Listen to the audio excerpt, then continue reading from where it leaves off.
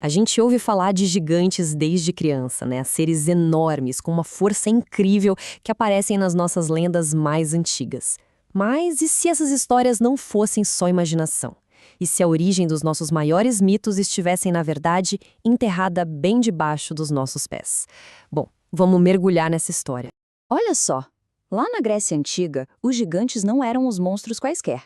Eles eram filhos do próprio céu e da terra, Urano e Gaia. Eram tão poderosos que chegaram a comprar uma guerra épica contra os deuses do Olimpo, a famosa gigantomaquia. A imagem que ficou foi de seres poderosos e, claro, bem aterrorizantes.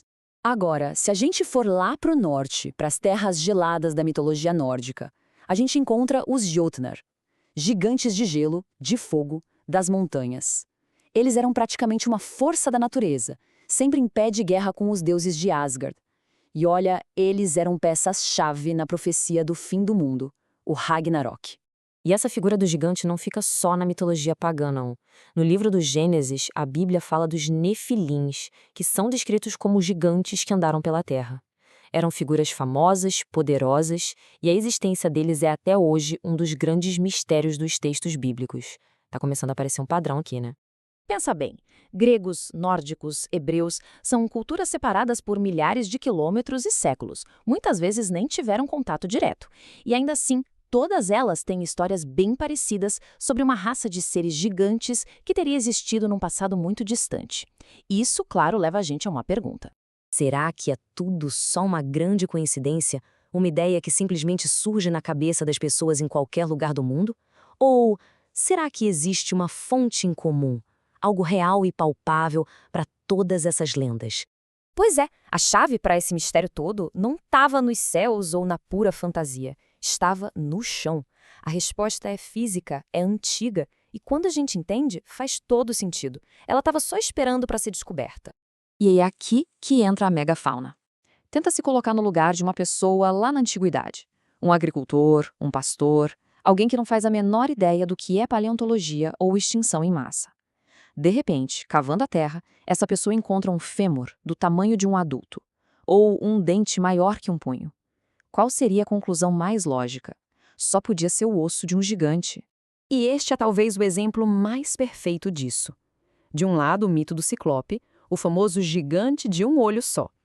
Do outro, a realidade, um crânio de mamute, que era bem comum ali na região do Mediterrâneo.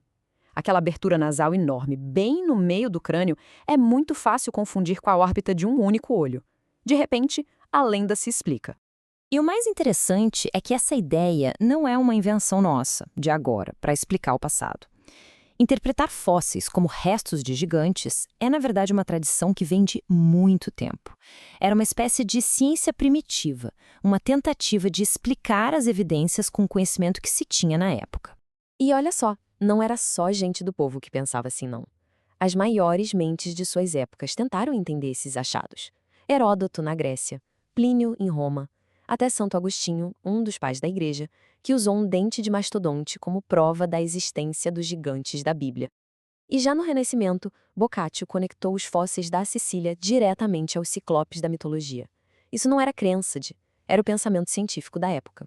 Para a gente ter uma noção do tamanho da coisa, em 1890, na França, acharam os pedaços de ossos que levaram um antropólogo a calcular que o dono deles tinha, pasmem, 3,5 metros de altura. Não eram descobertas discretas, eram achados impressionantes que exigiam uma explicação à altura. E essa história de gigantes não morreu na Idade Média.